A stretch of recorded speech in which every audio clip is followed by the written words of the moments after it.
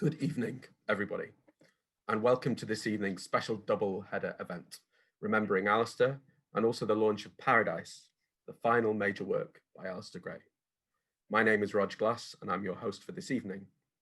Alasdair was, a long time ago, first a customer in the pub I worked in on Byers Road, and then my teacher, my mentor, my employer. I was his secretary for 4 years as a young man, and I wrote Alasdair's biography with his blessing some years back now. These days, I'm convener of the MLet in Creative Writing at the University of Strathclyde and the convener of the upcoming second International Alasdair Gray Conference. Tonight, my role is simple: to make space for others. But before that, I just want to start with some acknowledgements. A detail I like is that an alternative title to Alasdair's final novel, Old Men in Love, was, and he used to say, "Who paid for all this?" Firstly, then, a huge thank you to the I Write Book Festival, who were due to open their festival with this event version of it back in March. 400 people were due to join us in a real live actual room, the main auditorium at the Mitchell Library, before the whole festival had to be cancelled on the day. 8 months late, now here we are. Alasdair, who used to say his favourite sound was the sound of deadlines whooshing past his ears, might have at least been amused by our lateness. Thanks also crucially to the University of Strathclyde, who have paid for the digital license for you all to join us this evening, and for the essential tech support that allows us to record the event before it is uploaded as a resource afterwards to iWrite's YouTube channel. Thank you to Alasdair's family for allowing us to go ahead with tonight's event. Alasdair had no funeral and preferred the focus to be on his work, not himself, which is why so much of this evening will be dedicated to that work. And finally, a huge thank you to Alasdair's publisher, Canongate, for supporting this event and for working with us to launch Alasdair's final great work, the third part of his Dante trilogy, Paradise, which we'll come to in the second half. In 1981, Canongate was a then small independent publisher who took a huge chance on an ornately illustrated debut novel, which was as much a work of visual art as it was a book. 40 years later, Canongate is now a major international publisher that have acted as Gray's longest standing supporter, publisher of most of his major works, and a tireless supporter of his contribution to arts and letters. In February, they'll be publishing a 40th anniversary edition of Lanark, as well as running a Gray Day. Now, this is how this evening is going to run. Shortly, I'm going to hand over to the first of our speakers in the Remembering Alasdair part of the event. Each speaker will follow on from the last, introducing themselves and their connection to the man and the work. After that, I'll invite Alasdair's editor and publishing director at Canongate, Francis Bickmore, to say a few words about working with Alasdair and specifically on Paradise and the Dante trilogy. Following that, I'll invite Liz Lockhead and Alan Riach to read from the trilogy. Liz will read from the first part, which is called Hell, and Alan from the new book, which is called Paradise, after which I'll ask a couple of questions to get the conversation going. Meanwhile, please do pitch in with questions of your own to the panel. I'll ask as many of these as I can on your behalf. Also, I'm very happy to see lots of people have already simply shared messages and good wishes and warmth and emojis and virtual hugs. So anything you want to say to others about what Alasdair Gray's work means to you in particular is welcome, though also please do tell us where you're joining us from this evening or morning or night. We have folks from all over the world joining us. Now to the first half, the speakers. All our speakers this evening are hugely distinguished in their own right, and we're so grateful to them for giving of their time and energy to do this strange digital thing. Here they are. So first up will be the esteemed novelist and short story writer Bernard McClaverty, Saoirse Dallas, previously Alasdair's visual art agent and now head of the Alasdair Gray Archive, who are doing such wonderful things in Alasdair's name. The novelist, performer and playwright Alan Bissett, Kat Rowley, Alasdair's niece, here this evening as a representative of Alasdair's family, for which we are hugely grateful. Nicole Wheatley, artist and close collaborator with Alasdair at Oran Moore and other major Gray murals, a wonderful artist in his own right as well. Francis Bickmore, publishing director of Canongate, the poet, playwright, and Scotland's previous Macar Liz Lockhead, and finally Alan Riach, poet, Gray specialist, and professor of Scottish literature at the University of Glasgow. I'd now like to invite Bernard to start us off. Bernard, I've got my fingers crossed that you can hear us and we can hear you. It's over to you, Bernard. I can hear you, and I hope you can hear me. I'm not used to this, obviously. Nobody is, but we're going to try. I'm going to read the first little paragraph that I have because there are things that I wanted to say and I didn't want to forget. But Alasdair Gray was one of the kindest and most generous human people that I have ever met. He was a creative genius with both the brush and the pen, with word and line. He was also the most non-judgmental of men. The only thing that made him angry was inhumane institutions, bad institutions. He considered everybody worth meeting, and having met them, he considered them worth knowing. He would meet some other artist or writer for the first time, and by the end of the time, he was ready to have a joint exhibition with them or to have them contribute to the book that he was working on, or he was just so generous in that way. And he never talked about anyone. He never bad-mouthed anyone. Everybody for Alasdair was equal and worthy of the utmost attention. I mean, I met him for the first time about 40 years ago in Tennant's Bar. And it's an appropriate place to meet Alasdair because everybody gets loquacious, and Alasdair was wonderful with his loquaciousness. I suppose he heard my accent and immediately began to talk about Brian Friel, the wonderful Irish playwright. And this was astonishing me that here I was in Glasgow and walked into a bar and a man starts talking about Brian Friel at a really kind of brilliant and intelligent way that he talked about him, that he could quote from plays, that it was as if he had seen the play yesterday or 5 minutes ago, and he would quote chunks from it. And I remember too that later in our relationship, he invited me to appear in a reading of The Freedom of the City in the university. And we all acted out parts, and Alasdair had produced it. And I mean, when he talked, it's like somebody had given him charisma injections. You know, he just was wonderful the way he could leapfrog over subjects and quotations, and he was one of the most entertaining speakers that I ever talked to. I mean, I don't mean a speaker. That was in the beginning. In the beginning, it's a speaker, but then it becomes a friend. It was this kind of ability to quote that always amazed me about him. In another drink and another time, we were talking and we were trying.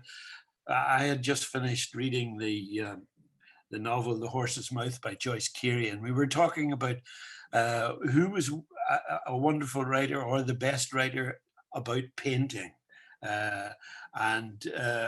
I said that I had just finished *The Horse's Mouth*, and he whooped and sort of said, yes, absolutely. And he began to quote from it about the lemon yellow and the slate gray clouds and various things that, and I said to him, you know, I'm really envious of the way that you retain books, retain quotations and lines. And he was being very humble at that point. And he gave an excuse for remembering all these things. He said, I'm sorry. He said, I read it when I was 15. And he said, I was a very sensitive person at that time, and that's why I remember it. So it was this humility that was coming across, and it was just wonderful. He knows or can retain songs and all the lines of the songs. And it must have been some kind of photographic memory he had. And he had this huge library within his head. And after that, we were both, I found that I had moved into a place in Glasgow that was very close to him, and we also played chess. We also liked to play chess, and Alasdair said, I invited him for a game to my house, and he said, I would like that very much. And he always said that. No matter what you proposed to Alasdair, he said, I would like that very much. So he came, we played chess, and then one time he arrived at the house in a chess night, and he produced a sheaf of papers. At the time, he was working on a book called 10 Tales Tall and True, which had 13 or 14 stories in it, of course, for Alasdair. And he said, well, I wonder, would you listen to this? And he read me a piece, and it was absolutely wonderful. It was a brilliant opening of a Victorian Glasgow and a medical student, and I told him, I thought, it is brilliant, but it's not nearly finished. There's so much in that first page that it needs more. And he went away and he came back every week with more pages and more pages, and it wasn't a short story, it became a novella, it became a novel, and it was Poor Things. Each time he would come, he would read, and he was a brilliant reader of his own work. And they had all these accents, and he could do them beautifully, the Mancunian accent and the American preacher, and so it was a total entertainment for me, and it was one of the great literary experiences of my life to have this man sitting on my floor reading his fresh work to me from pages of this great novel. The last thing about that was that he liked to draw, and to draw, he said, I wonder, would you sit for me for the monster? I said, okay. So I sat for the monster, and he drew me as Godwin Baxter, and it was I loved too the way that he laughed. He was halfway between a hoot and a screech, and he would draw attention to himself in a pub or even in the street when he laughed. And he had a most wonderful sense of humor. And I think that the best joke that he had was in the books of unlikely stories mostly. He had this an erratum slip inserted, which said that this slip has been inserted by mistake. And it was only recently that I thought that there's a double joke in that a slip is also a mistake. And it's just so brilliant that he does. I'm going to stop now because I was told to speak for 5 minutes, and to try and cram Alasdair Gray into 5 minutes is really very, very difficult. But he was a great lover of socialism and of Scotland, and we will all miss him terribly. And to have known Alasdair was a kind of profound enrichment, and I'm terribly grateful for it. Thank you.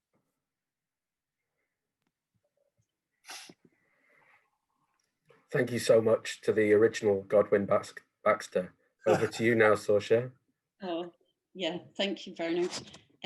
Just a little preamble to, I'm going to share some slides, and what I've been doing really over the last few months since Alasdair died has been working alongside his family closely to pack up and remove items from his flat and to think about the legacy of it, which, as Rog mentioned at the start, we've set up the Alasdair Gray Archive to kind of honour and think about generative and ongoing ways of celebrating his work. And I really want to say a huge thank you to his family for all their support that they've given me, especially his son Andrew, who I know is tuning into this from America, his sister Maura, I know is listening too. So sending them all my love and best wishes tonight, and also to say thanks to a lot of friends who came by to help with that process too. So I'm just going to attempt to share my screen now so I can start to talk through some images.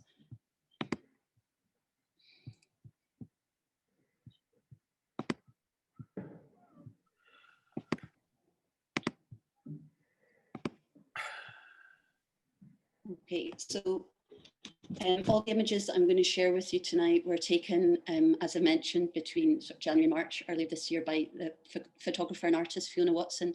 And again, thanks to Fiona for letting me share them with you. Alasdair was always a keen letter writer, even as emails were constructed in a formal way.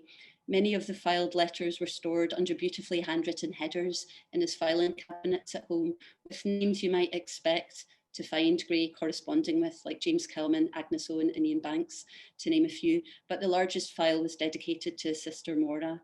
And there's a picture of them on the left there. And this is a testament to his very close and loving relationship with her.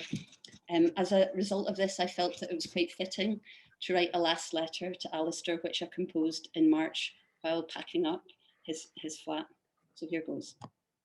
Dear Alasdair, I am struggling in how to remember you in just 5 minutes. So here it goes, or as Rog would say, onwards. Long before we started working together over a decade ago, I was aware of how much your work permeated through the West End of Glasgow, an area in which I've lived most of my adult life. I had encountered your murals in ubiquitous Chet restaurant and bar within the auditorium of Oranmore, found your carefully designed books in the former Byres Road bookseller John Smith's, maybe I was even served by Morag, and had snatched glimpses of your distinctively styled paintings through tenement windows. Since your death, I cannot look at the city that surrounds me without visualising it in your clear, distinct lines. I pass people on Byres Road and analyse their faces, feeling a vague familiarity. Did you city record them? Was that Katie Mitchell? Was he Dan Healy? I remember how you used to say you strive to gain that glorious ability to paint vigorous people without much distortion, just like William Blake. I have been lucky to live in a post-Lanark Glasgow, to follow in your footsteps by studying at the Glasgow School of Art and for entering a creative landscape that exists because of you. You were determined to reimagine Glasgow for yourself and others. And I'll quote again that famous line from page 243 of Lanark. Glasgow is a magnificent city, said McAlpin. Why do we hardly ever notice that? Because nobody imagines living there, said Flaw. Think of Florence, Paris, London, New York. Nobody visiting them for the first time is a stranger because he's already visited them in paintings, novels, history, books and films. But if a city hasn't been used by an artist, not even the inhabitants live there imaginatively. This reimagination has created ripples of creativity that are still flowing forcefully today. The most important aspect of this was a sense of community you created. You inspired generations to stay in Glasgow, to avoid the pull to London, but to build an international dialogue and root it firmly back into the local community. This generosity was evident in everything you did.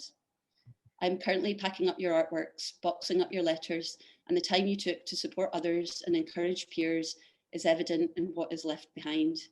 You never pushed forward singularly, but pulled others up and championed them alongside yourself. I remember the first time we met, I had a gallery and I was keen to work with you and give your visual art the recognition it so justly deserved. The walk up Observatory Road to meet you for the first time seemed never ending. And by the time I had reached the top, my stomach had developed a sizable knot. I walked into your flat and I almost had to catch my breath at what I encountered. Even now, I feel the sense of privilege and respect for being in such a unique space. I remember over the course of our conversation that night, the sharing of books and artists we admired. Towards the end, I felt myself starting to build up the momentum to ask you if you'd like to become part of my gallery roster. Maybe you sensed my tension as you interjected and said you'd like me to be your dealer. Your directness caught me off guard, but it was welcomed, and it wouldn't be the last time that I would experience this. As you know, because you planned it, I've been tasked now with the privileged but onerous job of now sorting through and organising your personal possessions. books, diaries, literary material, visual artworks, and studio ephemera. Through this process, I've not only been afforded an opportunity to explore the minutiae of your life, but to reacquaint myself with works forgotten and make new discoveries along the way. But the problem I have, Alasdair, is the fact that everything you touched is made better by you doing so. Distinct and glorious inky scribe makes even a household bill hard to not want to frame and study. What has been most revelatory is your active engagement in marginalia. I have loved learning about your thoughts in certain texts with phrases like pompous middle-class nonsense or a simple uppercase, no. I can almost hear you emphatically agreeing and your glee in editing and improving passages. What passion, what love. And your visual annotations are incredible. From reimagining front covers of other writers' books to creating elaborate and detailed borders around certain texts. What is most memorable is the way you think of a book. It's okay to use it like a diary, writing immediate thoughts and feelings in the margin, or annotate and change, re-editing and remaking them. Like the cyclical nature of all your work, things occur and reoccur. It has been difficult at times to look through your diaries, to read how you dealt with the loss of Morag, and your mobility was particularly hard, especially as I remember after your fall, how we all felt we were going to lose you. The resilience it took for you to work through this was inspiring and showed the ability you had to travel mentally and not to be restricted by your physical circumstances. This connects back to the many conversations we had about the importance of libraries and the access for children to books. In this politically unstable, COVID-infected world, it seems even more important to harness the power of books and the many perspectives, cultures, and ideas they can allow you to access. What I most admired about you was your almost childlike ability to see the good in people. This could often be taken advantage of and would frustrate me greatly at times, but in this cynical, self-centered world, it was refreshing to see the hope and belief that you had in others. Your tile at the Hillhead Underground mural springs to mind. Don't let daily toings and froings let you forget what it is like to be wee, hopeful and free. I remember seeing this side to you most evidently when I would bring my own children round to visit you. I remember it most clearly with my first child. Struggling with no childcare, I would bring him to any meetings I had. I have to also apologise to Alan Renick because he experienced this quite a lot firsthand too. You suggested a weekly walk and a chat which would allow us to discuss business, after which you and Wilkie would play poo sticks and then shout bottoms in echoey chambers around the Kelvin. My son still remembers this so fondly. So how to conclude a letter I don't want to end. Thank you, Alasdair, for making me think differently. Thank you for trusting me with your work. Thank you for your unflinching determination to make and remake this world better for others. Thank you, Alasdair. And thank you, Saoirse, for making us all cry.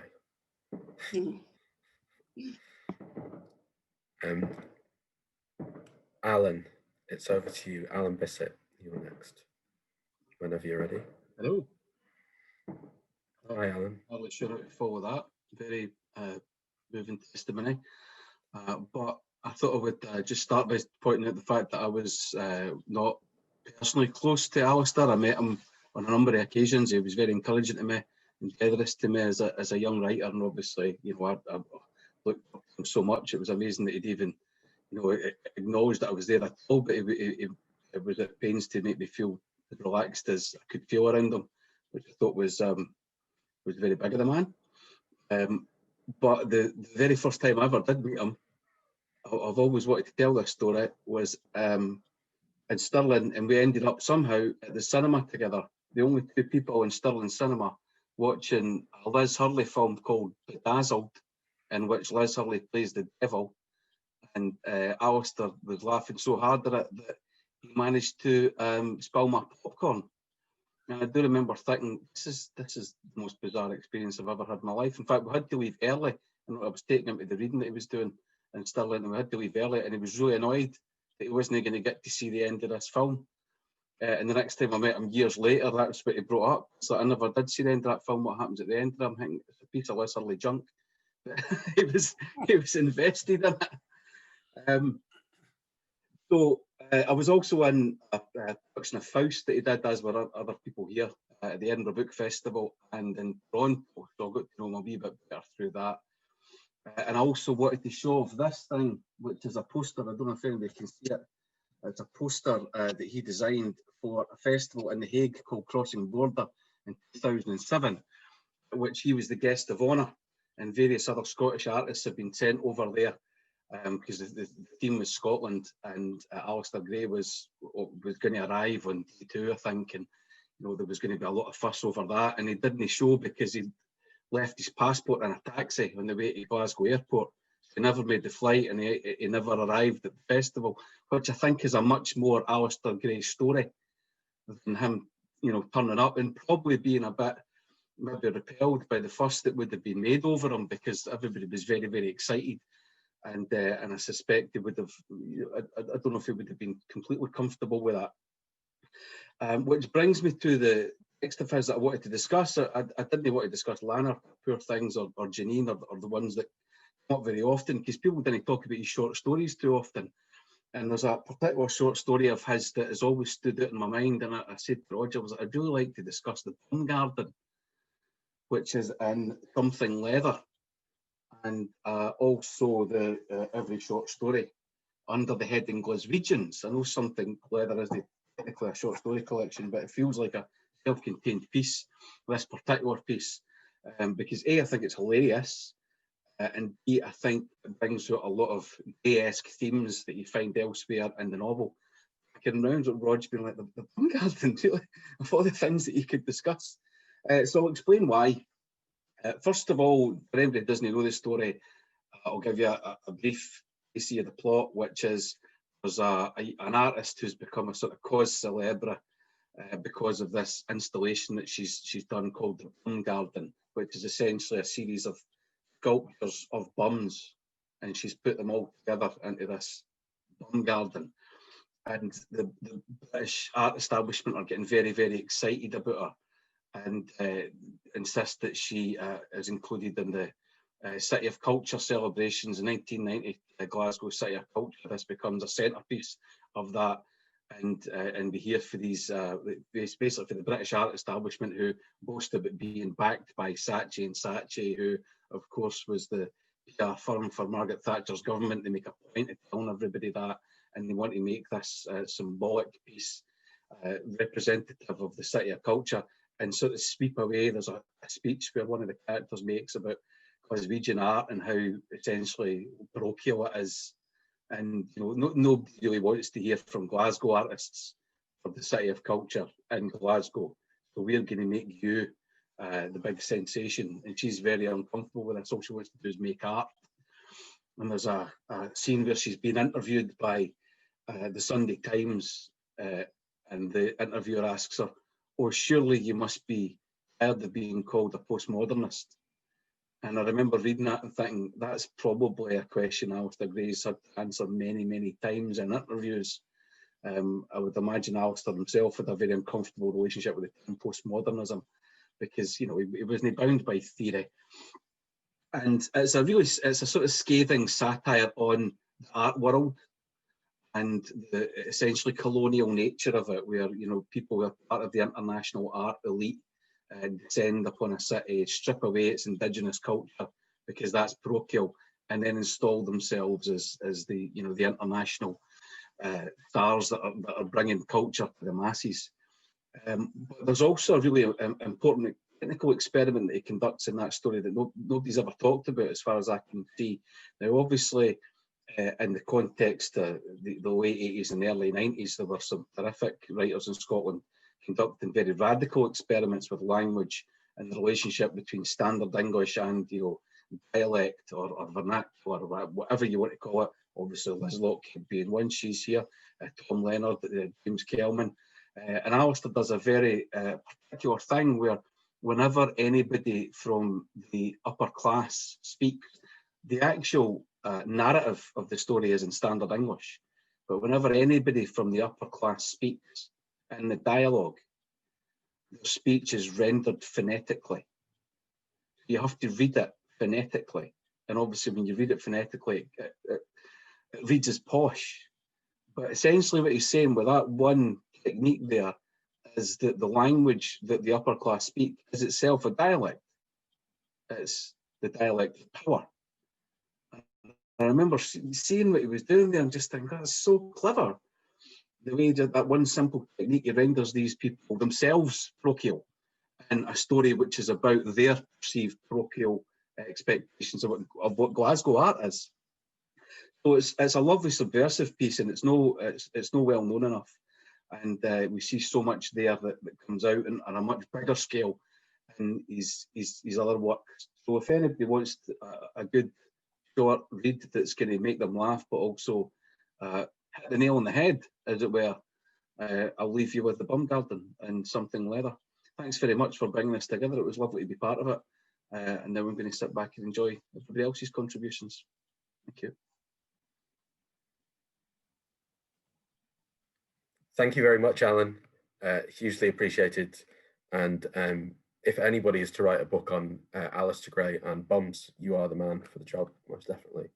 I just want to say very quickly that I'm really conscious there's a huge amount of wonderful comments and warmth and people sharing times that they had a night with Alasdair and had a drink and he lost his passport and all sorts of things coming through on the chat, which are going to be as valuable as a resource after this event as the speakers, I'm absolutely sure. If you have any questions, by the way, for the panel, please do share them, and I'll make a note and ask as many as I can when the time comes. Next up is Kat. Are you there, Kat, please? And I will share my screen while you do your slides. Hi, Kat. Thank you. Thanks, Rog. Share screen, just one moment.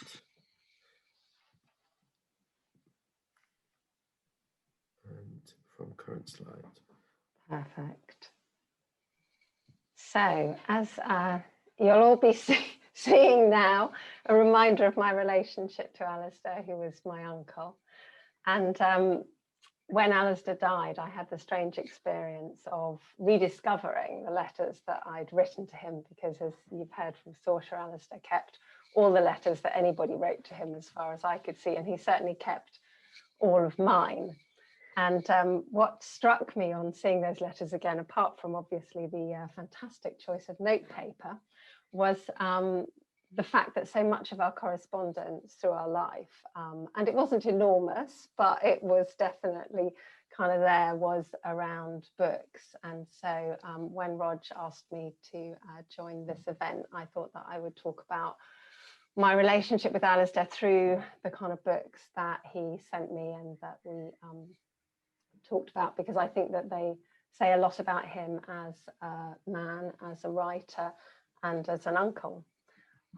So this letter is accompanying the books that he sent me for my 13th Christmas. So you'll see there at the top that he is saying, "The Treasure Seekers and 5 Children in It are stories I know you will enjoy. I only read them 2 or 3 years ago and liked them a lot. Little Men is a sequel to Little Women. It isn't an immediate sequel, however," etc., etc. And I think, you know, this immediately shows Alasdair chose all the books that he sent us himself. And he didn't have a lot of money a lot of the time through his life, so a lot of those books were secondhand, but they were carefully selected, and he always explained why he'd sent them and why he thought we would like them. And he read them himself, and, you know, as a male writer and reader of his generation, you know, Alasdair was, as Bernard's already said, you know, very kind of eclectic in his interests and his choices of literature and people. And, you know, this is immediately evident. I read it recently and I really enjoyed it. And that was always sort of through those letters that he sent. So this one was the next year. So I was 14 when he sent this. And this Christmas he sent Turgenev's On the Eve. You can see about these books. I don't know if you will enjoy On the Eve, but I think you might. I read it when I was your age and liked it a lot, even though it's a love story. So I think you might like it too. Anyway, it's a good idea to sometimes give folk books they haven't thought of trying. Your only trouble with On the Eve will be with the Russian names. and he carried on giving me some useful advice. He was right, that is the problem. But in case that wasn't to my taste, he also sent me the James Herriot Vets books and Asterix. So again, the sort of fantastic eclecticism of Alasdair's taste. And then useful tips like the Asterix books are quite good fun. The Heavenly Mansion story tells you less about Rome than about modern commerce when it works with government backing. Love from Alasdair, don't worry about maths. So understandably, I started with Asterix, but I did move on to On the Eve shortly afterwards and enjoyed it very much, and still have it and still occasionally reread it. So moving on from childhood to adulthood, and the exchange of books and letters continued, but from the publication of Lanark onwards, then Alasdair obviously started sending me his own books. So this particular letter is 1984, so I'm 21, and the book in question is 1982, Janine. So understandably, if you've read 1982, Janine, you can understand that Alasdair might be a little nervous or self-conscious about this. But he said, enclosed is your birthday present for this year. I hope the book doesn't upset you too much. I feel sure about it inside myself, but have one or two good friends who detest parts of it. And I think it says an enormous amount about Alasdair as a person, as a writer, that he acknowledges that maybe I would feel upset by it, but equally he has enough respect for himself as a writer, and he has enough respect for me as a reader to allow me to make up my own mind. And you know, that sense of kind of exactly as Bernard said, you know, that everybody was seen as an equal and everybody was treated in that way, you know, was something that I was conscious of from a child, you know, all the way through to the end of his life. This letter is relating to Something Leather, because by that point he was actually talking to me about the books that he was writing, and Something Leather in particular, because I was studying at the Courtauld Institute, or had studied at the Courtauld Institute, and I'd studied history of dress. And so there were sort of things that about what I was doing that he was interested in. And so at this point he's, you know, actually asking me about you know, so what I need to know is the qualifications a rich, aristocratically connected girl would need to go to the Courtauld. And again, that sort of curiosity, that interest, and that trying to sort of find out and understand things that, you know, weren't part of his experience, but that he wanted to kind of write about. That sort of searching after the sort of truth and in other people's experience. So if you move on to the next one, Rog. So again, he's sort of saying here, so far my main ideas have been got from dealings and conversations with women friends, so I a little nervously show it to you. I'd like to talk to you about it when we next meet.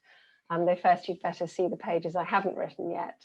And again, that sort of sense, I think, of Alasdair always acknowledging that he had a particular relationship with the world, and wanting to understand what other people's were, and that sort of humility and that curiosity and that search after truth and honesty, which comes through in these letters.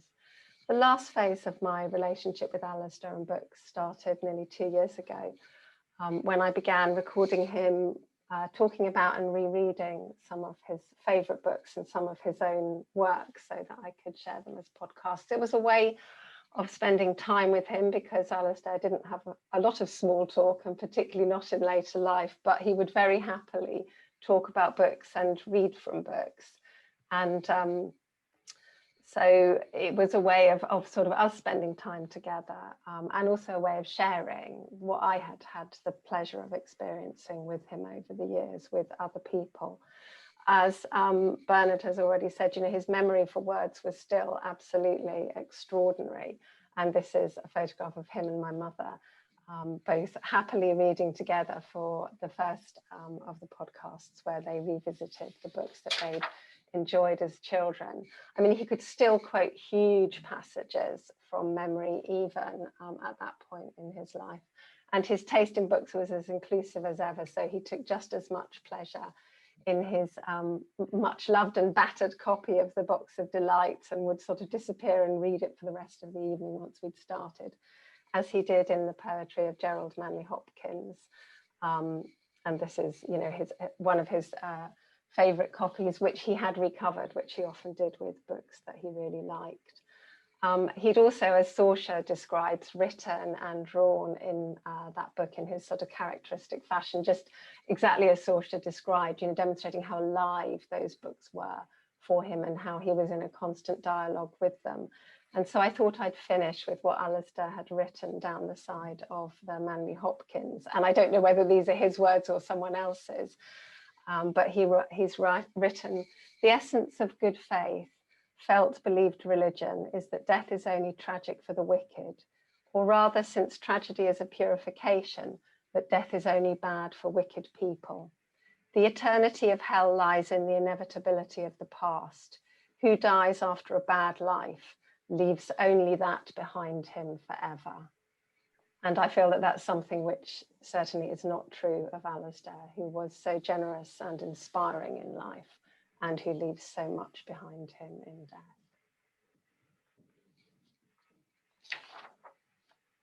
Thank you so much, Kat. We hugely appreciate it. Thank you so much for sharing all those wonderful Pleasure. things. Thank you for inviting me. Okay, next is Nicol Wheatley. Nicol, whenever you're ready. Good evening. Thanks for having me here. I doubt I can add much to what's gone before, but what I thought I'd speak about was working with Alasdair. To give it some context, I first read Lanark when I was at the Glasgow School of Art when I was 21. And it was an amazing book to read at that age and a spectacular book to read when you were at art school. And after that, I moved to the West End of Glasgow, and you'd see Alasdair in the pub. And it was astonishing to see this man who had written this incredible novel and done these murals that you saw in Glasgow and done these brilliant, clever paintings. I was standing with a friend in Tennant's pub one night, and he described what a polymath was. And I immediately thought, that's Alasdair Gray. I was first introduced to him when he was redoing his murals in the Ubiquitous Chip in 1999. And I desperately wanted to ask him if he wanted an assistant. But he already had a fantastic right-hand man in a man called Robert Salmon. However, in 2005, he asked me and my team to come and help at Oranmore. Robert Salmon and Richard Todd have done the majority of the work on the ceiling with Alasdair, but they needed somebody to do the work of making the friezes and doing some technical decoration work. And from then on, I had the privilege of working with him. I've often been told that you shouldn't work with your heroes, and working with Alasdair, I found out why. Again and again and again, we'd work through a process or a project only for it to be changed and to be done again. When we were painting the eastern gable in the auditorium at Oranmore for the 5th time, we spent several weeks planning how we were going to tackle it. By then, Oranmore was a live venue, so we only had 6 painting days, including the time it took to get the 60-foot scaffolds to be erected and taken down. And there was 5 of us, including Alasdair. We all had drawings to work from, sections of wall to paint, and we climbed up and down the scaffolding like beetles, lifting paint and brushes and buckets and long bits of rope. And in the morning of the 6th day, it looked like we were going to get all the work done. However, after lunch, Alasdair decided that we would spend the afternoon painting out most of what we'd done. He had seen what we'd achieved, and he decided that he wanted to change it. And that's what's there just now. Colin Beattie, who is the owner of Oranmore and possibly Alasdair's greatest patron, who'd paid for all of this, didn't even blink an eyelid. When we did the Western Baths tile murals, there was the point where we'd finished all the drawings and I'd taken the tiles off to the waterjet facility to get them cut the next morning. And Alasdair phoned me at midnight to say that he changed his mind about the shape of the tiles. All the drawings would need to be redone. Another time when we were working on the laptop, correcting the color for the digital version of the drawing of the Hillhead mural at Hillhead subway station, I found him carefully Tipexing my laptop screen. Again and again and again, he'd change something and change it completely and make it again. Or once we'd get something finished, take it to bits and put it back together. And it was utterly infuriating. And I only mention this for one reason. He was a servant of art. Whilst we were working on the Hillhead mural, we went up to the country one weekend and we went to the pub and we were talking about Lanark. And he explained that he'd come up with the idea of the book whilst he was at art school. And he thought he could write it over the summer holidays before going back into third year. And 30 years later, he gets it right and finishes it. And it's one of the greatest books we have. And it was the same with everything he did. And the reason he kept doing everything again and again and again was he wanted to make it as good as he could possibly make it. Deadlines were ignored, budgets were blown, weekends were lost. Every single bit of it was worth it because Alasdair was a servant of art. I'm devastated that my friend is no longer here. And I've been asked how we should remember him. And this is how. Come hell or high water, we should all try to make the best work we can for the rest of our lives, because that would be a good way to remember a great man. Thank you very much. And I'd like to hand on to Liz Lockhead, please.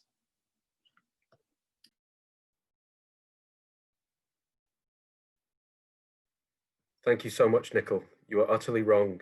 You had so much to contribute. Thank you. On to you, Liz, whenever you're ready. Liz, you're on mute. You're on mute, Liz.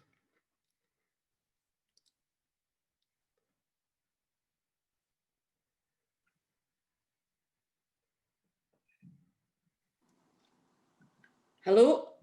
I hadn't muted myself, so can you hear me? We can hear you perfectly. Thank you. No, I had never muted myself, so I've no idea why I was mute, so I'm very sorry, everybody, except technology and me doesn't go on very well, which is good because it's given me a second to sort of wipe the tears from my eye from what Nicol just said, you know, about the most fitting way we could all honour Alasdair's memory.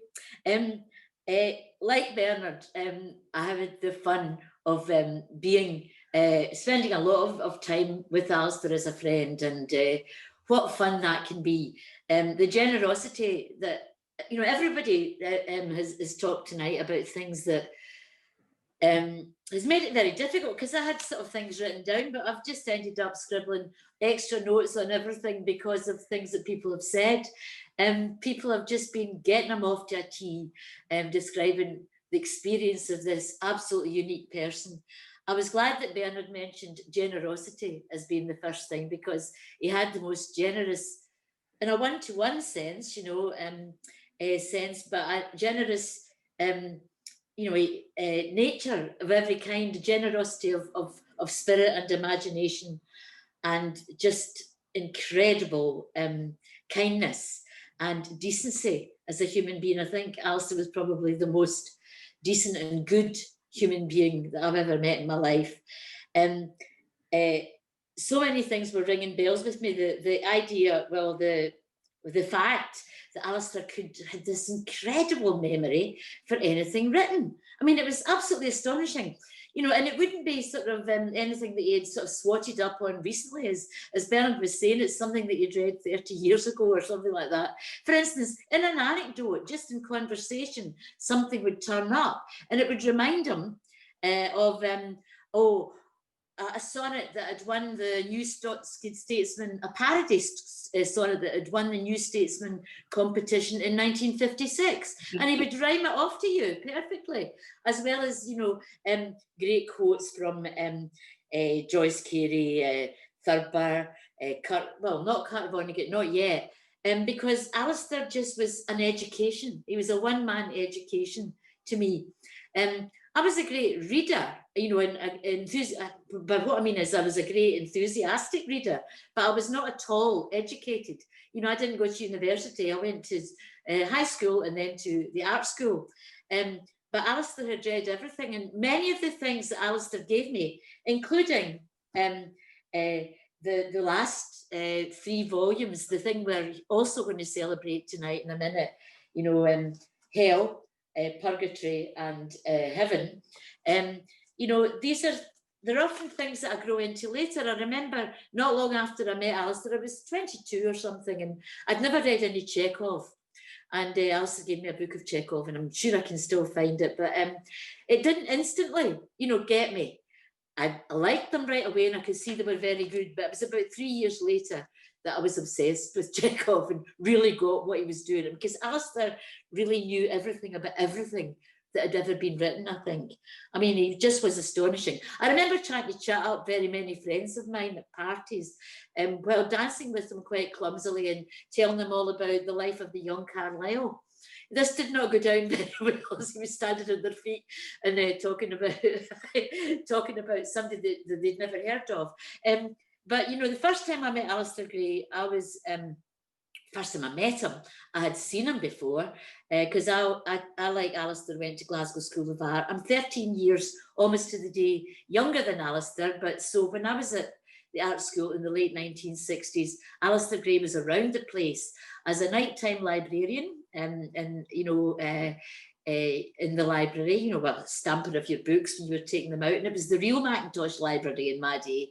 You went there and went up in those lovely things. It wasn't a museum then. It was somewhere that I escaped all the time when I was at art school, escaping from Miss Tebbit and Roman lettering and writing all my poems at the wee desks, there that are in the Mackintosh library. Well, they were in the Mackintosh library, and they've already once been restored to perfect, and I'm sure they will be again sometime.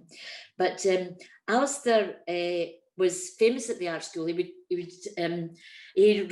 wrote Kelvin Walker as a play, and I remember I was in the drama group at the art school, and I remember going to see that, and I remember him entering, very handsome but kind of a previous generation. He was like somebody out of a war film. He had a moustache of a certain kind and a lovely chiseled profile, and wore old tweedy clothes. And we were all hippies with targets painted on our jeans and things like that, and dripping with cheesecloth and incense and so on. So Alasdair was very much a different kind of person. But I met him when I was going to Edinburgh one night, and somebody introduced me, somebody else that was a common friend of us. Alasdair was going there to open an exhibition. And I was going over because I had won a student verse competition. I was in my very last year as a student. I was at Jordan Hill College. I was busy not attending Jordan Hill College and sleeping all day and feeling devastated that I was no longer at the art school and that real life was approaching fast. And I didn't know how I was going to cope with it. But I met him on the train to Edinburgh. He read this poem that I'd won, because somebody said, oh, she's going over there, an actor's reading her poem on the wireless. And Alasdair just instantly became a friend of mine. He paid for the first poems that I'd written to be typed up by somebody so they could be cyclo-styled. It was old technology, but, I don't know. I think he had a small Arts Council grant at that time, and he spent a bit of it on getting my poems typed up, which is very, very kind of him. Started educating me, telling me what to read. He gave me Gerard Manley Hopkins, that book that Kat showed us. He talked about all kinds of things. He talked to me a lot about The Horse's Mouth, the Carey book, and I knew quite quickly that Alasdair was already writing Lanark. I think he knew it was going to be 4 books, and this was 1970, 71, 72, right through the 70s. And later on, I remember my boyfriend of the time and I stayed in one big room, and Alasdair would turn up quite a lot. The boyfriend was the laziest bugger you've ever met, and I was teaching by this time and had to get up early in the morning. But this boyfriend of mine was sitting on the floor and smoke his roll-ups and listen to Alasdair reading out loud drafts and drafts of bits of Lanark. And because I had to go to work early in the morning, I would fall off to sleep with Alasdair doing, as Bernard says, all the voices and reading bits of Lanark. So Lanark, I imbibed it. And I remember at a certain point, somebody was going to publish it, but they were going to publish it as 2 books. So Alasdair refused. As Nicol Wheatley says, he's an absolute perfectionist. He wouldn't compromise in any way. Alasdair was just, an incredible friend for you know, writing over your books. I remember lending him, I had a hardback of both Alasdair and I, this is just a daft wee bit of anecdote. We were both mad about Kurt Vonnegut. And he liked particularly the night one, but I'd lent him a hardback copy I had for some reason, a hardback copy of Breakfast of Champions. I think I won it or was given it as a prize or given it as a present. So I've still got it, it's in hardback and so on. And Alasdair wrote all down the side of it and drew wee drawings of things and things like that. And I remember being furious at the time because I didn't realise how much Alasdair Gray was adding to this sort of daft thing I had. He was a very, very unique experience as a person to meet. You know, that'll be coming across to anybody who's listening to this that didn't know him. But he was probably the cleverest and most sensible and definitely most decent and definitely the kindest person that I've ever been and the most generous. He was a one-man education to me and I liked him as well as loved him very much. And I've got to read this wee bit of, Saoirse referred to it at the beginning, and this is how I'm going to finish off my appreciation of Alasdair. I miss him very much, but I think of him all the time. And I know that the things he's given me, I'll be reading them, you know, all my life. And sometimes coming to them late, I'm sure I'm going to come later to the beautiful 4 books, you know, the 3 books, you know, Hell. What's wrong with me? I bought myself a Christmas present last year of Hell and Purgatory across in the Highland bookshop. So that's the kind of thing I do. Bought myself Hell and Purgatory for Christmas. But I've been given a nice copy of the last one. But what 3 books? And I know that you know, the last bits of my life I'm going to be reading and getting there with kind of understanding a lot more about things that I should have known about a long time ago. Because Alasdair Gray is still my education beyond the grave. But I would like to read a thing that he did read to me in my room way back then. It's a famous passage that changed Glasgow and changed how everybody looks at Glasgow. And I know Alasdair wanted to be remembered by his work rather than by all of us wittering on with great joy about what he was like as a person. But I really want to just read a couple of bits of Alasdair, just tiny little bits. It's been referred to already. This is a famous thing that by the writing of this, he made it no longer true. You'll see what I mean if you've... One morning thaw in McAlpin. This is from my favourite bits of writing that he did from books 1 and 2 of Lanark, the naturalistic bit in the middle. That's my favourite bit. That's just my particular predilection. One morning thaw, who's, you know, who's Lanark really, and is most like Alasdair really, but one morning thaw at McAlpin went into the Cowcaddens, a poor district behind the ridge where the art school stood. They sketched in an asphalt play park till small persistent boys, "What are you writing, mister? Are you writing a photo of that building, mister? Will you write my photo, mister?" drove them up a cobbled street to the canal. They crossed the shallow arch of a wooden bridge and climbed past some warehouses to the top of a threadbare green hill. They stood under an electric pylon and looked across the city centre. The wind, which stirred the skirts of their coats, was shifting mounds of grey cloud eastward along the valley. Travelling patches of sunlight went from ridge to ridge, making a hump of tenements gleam against the dark towers of the city chambers, silhouetting the cupolas of the Royal Infirmary against the tomb-glittering spine of the necropolis. "Glasgow is a magnificent city," said McAlpin. "Why do we hardly ever notice that?" "Because nobody imagines living here," said Thaw. McAlpin lit a cigarette and said, "If you want to..." McAlpin lit a cigarette and said, "If you want to explain that, I'll certainly listen." "Then think of Florence, Paris, London, New York. Nobody visiting them for the first time is a stranger because he's already visited them in paintings, novels, history books and films. But if a city hasn't been used by an artist, not even the inhabitants live there imaginatively. What is Glasgow to most of us? A house, the place we work, a football park, or a golf course, some pubs and connecting streets, that's all. No, I'm wrong. There's also the cinema and library. And when our imagination needs exercise, we use these to visit London, Paris, Rome under the Caesars, the American West at the turn of the century, anywhere but here and now.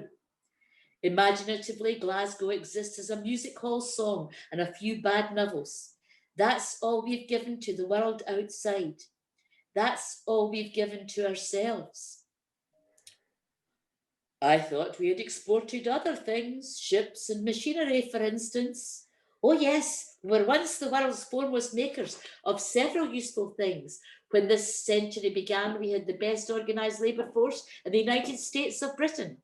And we had John Maclean, the only Scottish school teacher, to tell his students what was being done to them. He organised the housewife's rent strike here in Clydeside, which made the government stop the landlords getting extra money for the duration of World War I. That's more than most prime ministers have managed to do, and etc. He goes on like this about about Glasgow. And of course, it's no longer true, because thanks to Alasdair Gray, Glasgow does exist imaginatively. Alasdair Gray has given to us exactly what was missing before he came to being himself. I want to finish up with two poems of Alasdair's, because our friendship was built on his knowledge of poetry, which was much greater than mine. But here's my favourite poem of Alasdair's. It's just wonderful in every way. It's called Not Striving, and it's very autobiographical. It's about the Alasdair I knew at exactly that time, at the end of his marriage, and when he was living round the corner from where I happen to live now. But this poem, Not Striving, just to me, it still hurts me to read it. It's so strong and so brilliant. And it reads so easily. Not striving. By waiting, not striving, I found the room I wanted. It was a gift, like life, not bought but rented from friends made at a stranger's party. The landlord helped build the long, low shelves. It was cheerful labour. The carpet came from my aunt, the bay window from a dead architect, and frames a chestnut tree planted by a neighbour.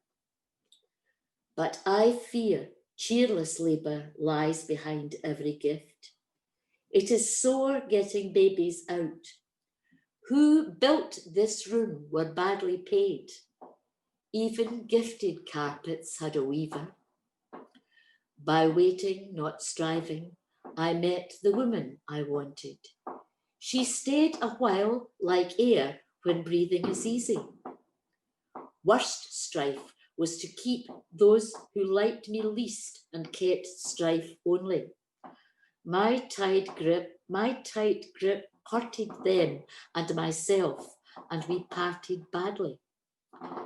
This woman moved on like the air, she unhurt, and I undaunted. But I fear hard breathing is part of every climb, that the easy grip is cool, the sore grip warm, that bad partings mean more than kind leavings, and love cannot last without doing and suffering harm. But the last poem in the book is very, very short. It's only 1, 2, 3, 4, 5 extremely short lines. The grave colours of earth brighten towards an open book of light, unstained by word. Thank you. Thank you, Liz. A beautiful reading and perfect dedication to a friend. Thank you so much. Okay, that concludes our Remembering Alasdair bit of the event. We're going to move on now to talking squarely about the work and about the last great works that Alasdair produced. I'd like to hand over to Francis Bickmore, the publishing director at Canongate, and Alasdair's editor for many a year, to say a few words before we come back to Liz to read from Hell and Alan to read from Paradise. Francis? Thanks, Rog. And thanks to the University of Strathclyde and this gorgeous gaggle of panelists tonight. It's very moving hearing these anecdotes and memories. I was blessed to be Alasdair's book editor at Canongate since 2006. And the first book we worked on together was A Life in Pictures. This wonderful square tome. And it was a little late. It was about 10 years late, which compared to Lanark, which had taken, I think, 30 years in the writing, it seemed swift. And that was one of the lessons of Alasdair, was that good things take time. Sourcing all the images in this incredible visual feast and writing about his own life was an epic task. And like Oranmore or the Book of Prefaces or many of Alasdair's works, it was a colossal labor of love. And like everything, when it was made, it needed a new name to describe it. A Life in Pictures was no more an autobiography than Lanark was a novel. So in this case, we settled on the title Autopictography. In all these projects, he was ably helped by a brilliant series of assistants, such as Rog and many other blessed and very patient helpers. But it's typical of the generosity that's come up a lot in people's comments tonight, that in one chapter of A Life in Pictures, he digresses from his own autobiography to tell three mini memoirs of three artists in Glasgow he admired and thought deserved more attention. That generosity was imprinted through him like a stick of rock, and it passed to everyone who met him. I have so many happy memories of sitting with him in that front room full of books and art, and so many anecdotes full of digression, many from the world of literature. And the one that springs to mind was something that seemed to be a complete digression from what we were talking about, where he was recalling a 19th century cleric at one point, and he pointed behind him to the wall of books. And quoting this man, he said, "Only a fool lends books. All of these books were once owned by fools." And at which point it commenced a 30-second burst of Alasdair Gray laughter, somewhere between a hoot and a wheeze and a trumpet of glee. I took his idea of the Dante project as something of a threat. His great inspiration, William Blake, whose death head he had cast on his bookshelf beside where he worked, had died whilst illustrating Dante's Divine Trilogy. It was unfinished in Blake's case. And it made me worry that he planned his exit with one last unfinished delivery. But he lived to see part 1 and 2 published, and he left this great gift of part 3. Fittingly, Paradise. And ironically, this was the first book he delivered ahead of deadline. It's published today, and we're really proud at Canongate that it's out in the world as one way of remembering this great man. But we shall and must continue to celebrate. And in closing, I just wanted to mention some plans we're cooking up for an inaugural Gray Day, which will be on the 25th of February next year. And there'll be all kinds of celebrations working with Sorcha and the Archive and Glasgow Print Studio. And on Canongate's part, we're going to be republishing The Fall of Kelvin Walker and Magrotti and Ludmilla, as well as a new edition of Lanark in hardback with the colour cover he designed for the Glasgow Print Studio show. Many of you may have seen it, which he said he always wanted to see on the book. So that date of the 25th of February will be 40 years to the day since Lanark was published. And I know we're going to be celebrating this book in another 40 years. So here's to Alasdair. Thank you very, very much, Francis. Thank you.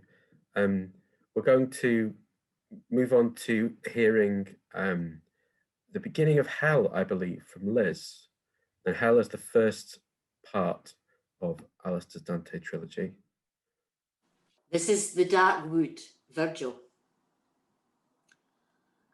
In middle age, I wholly lost my way, finding myself within an evil wood, far from the right straight road we all should tread.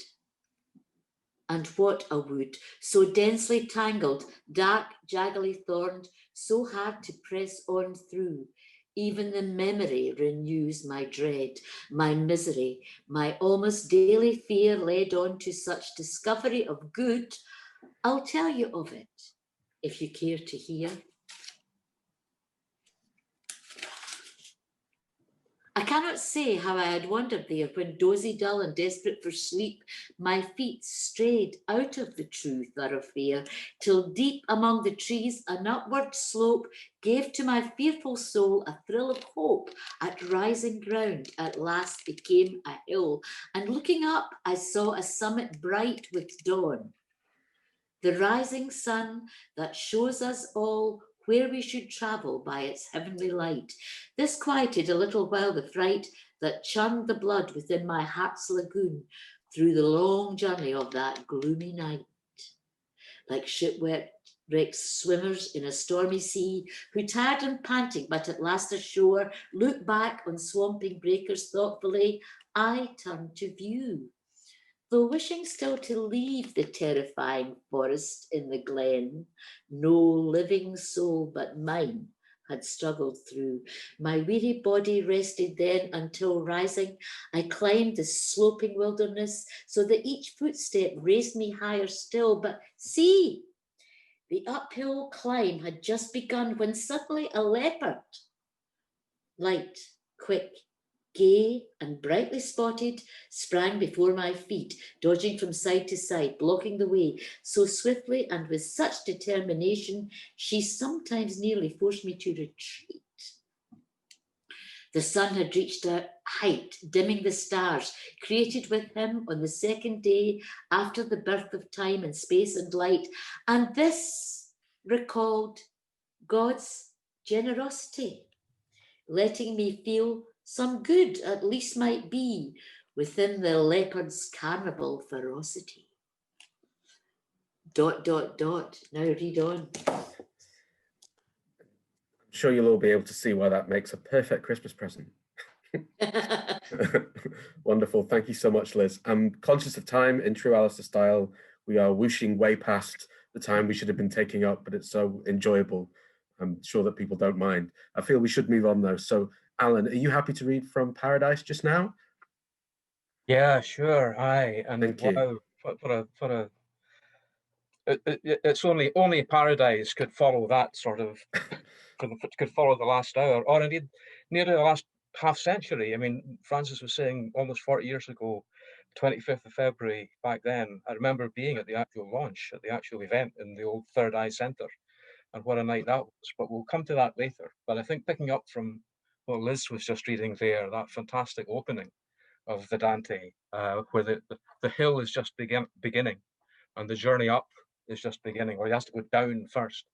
And I was actually a wee bit worried about Paradise, about the trilogy, about the third of the trilogy, thinking that, well, even with Dante, hell is usually more interesting than when you get to a place where everybody's looking good. But actually, no, it's just wonderful. Alasdair's version of Dante carries it off. He abbreviates, he makes it fluent. You're not, I mean, if you do the scholarly work on Dante, you have to go into it in a serious way. But the first thing to do is to just get through the story, to go through hell with him, and to go through purgatory, and then to find heaven. And Alasdair gets this in a way that's just so immediate and so appropriate. Dante, as people will know, comes out of the 13th century into 1321 when he dies. But one of the things he's famous for, I guess, is his use of the vernacular language. He comes from Florence. He's that sense of the guy from Tuscany, and he's writing in the dialect and the language of his place, of his people. And that's really moving the whole literary world away from the authority of Latin and into a vernacular tongue, which becomes Italian. And Alasdair uses English in the translation, but it's almost as if he's giving validity to the voice of anyone who might approach this with that degree of I guess, of humility, curiosity, and a sense of that immediate value of it. Bernard was talking about that sense when Alasdair quoted or read something. You got the sense of the immediacy of his urgency of giving it to you, his generosity enacted in that way, almost as if he just read it. Well, it's almost as if you're reading Dante for the first time, reading this, and it's almost as if you're encountering the whole story with Alasdair as your guide, just as Virgil is Dante's guide. So the Divine Comedy, you begin to wonder, why is a comedy? If it starts in hell, but it ends in paradise. And this is how he turns it. I'll read two wee passages from it, just keeping the idea of time in mind. Towards the end of the 17th canto, he meets a character. I won't extrapolate any of the characters or the background. I'll just read the advice that he's given. This character comes to him and says, "Consciences are dark within their own sin or shame at another's guilt will indeed feel pain, but do not nurse hypocrisy. Make the truth plain. Let them scratch where they itch. Your verses may taste bad at first. Digested, they will be nourishing. Right like the wind, hitting high mountains hardest. What more can poet do? That is why you have been shown only the famous down below in hell and up Mount Purgatory. Folk ignore examples set by those they don't know well. So it's almost as if he's taking the risk of translating Dante, saying here's one of the people that everybody who's literate with European literature would know Dante or Faust. And I think just as Edwin Morgan was working on the Bible in his trilogy of plays, AD, and then translating Gilgamesh, the play of Gilgamesh, going back to those sources. Similarly, Alasdair was going back to these deep sources in European literature, European culture, with these last works, with Fleck, with the Faust story, and with the Dante. The Rog was telling me, you were telling me earlier, Rog, that the memory in the biography was that he would sometimes listen to these classics as they were conveyed through Radio 3 or maybe even Radio 4. We undervalue what mass media can do, I think, because we get so little of it now, to convey to many, many people the virtues of these great works. Yes, so I think it was I'll just read the end of Paradise. So he's approaching the uttermost part of heaven. Bless abounding grace. Let me dare to face infinite light, so long that my whole mind was lost in it.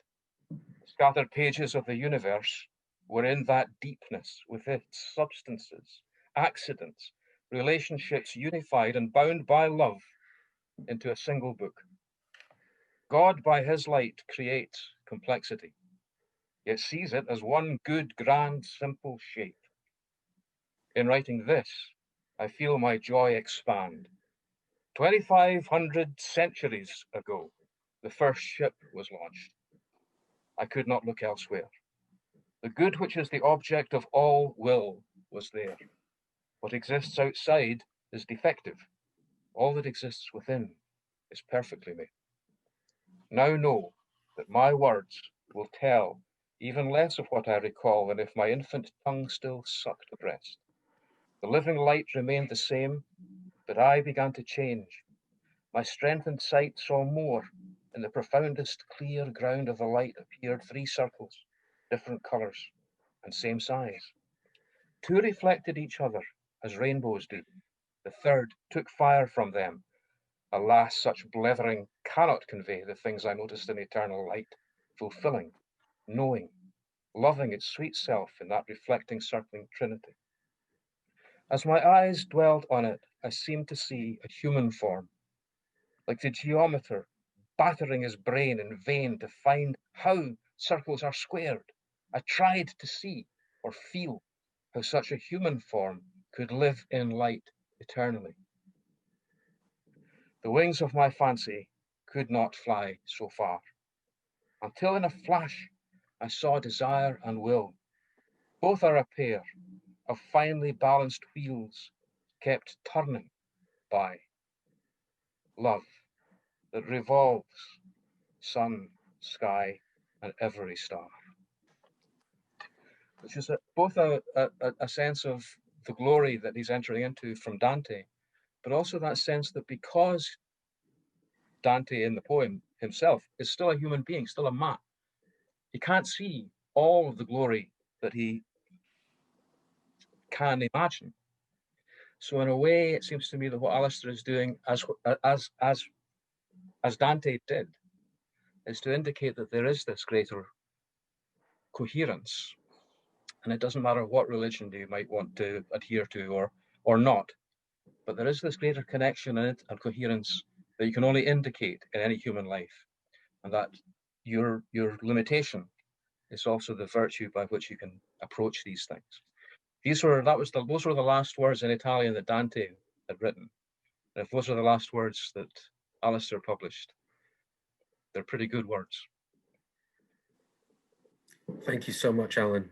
How lucky we are to have you, and I can see Liz clapping there. How lucky we are to have you and Liz read from this wonderful work and to talk about it so eloquently. I'm very conscious of time, and we only have about, say, 5 or so minutes left. I would apologize for not asking any of the questions, but scrolling through them, I can see that, in fact, and this is a measure of the man perhaps, what people have done is to simply keep saying thank you in different ways and sharing stories and sharing their own memories of Alasdair or their interactions with his work.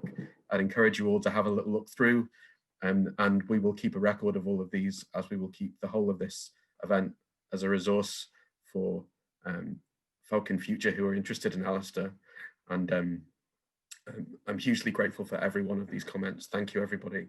I'm going to just finish by asking Alan a question or two specifically about Alasdair's poetry and this book in particular, and then I will wrap up with a few more thank yous.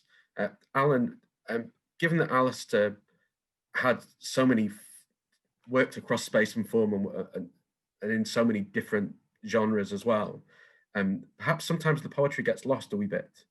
And I wonder if you might say something, for those that don't know Alasdair's poetry in particular, about the nature of his work as a poet specifically, and what you feel the value of it and what marks it out. I think Alasdair's work, Alasdair's devotion to all the arts is a characteristic of the man. So as a novelist, as a fiction writer, as an artist, as a visual artist, as someone who is keenly aware of what architecture can do, how you paint a mural, and as someone keenly aware of what poetry can do, not only in terms of lyric poetry, but in terms of storytelling in poetry and verse. Alasdair's appetite and the comprehensiveness of his vision for all of these capacities is clear. It seems to me his own poetry, very often, very characteristically, is centered almost in autobiography.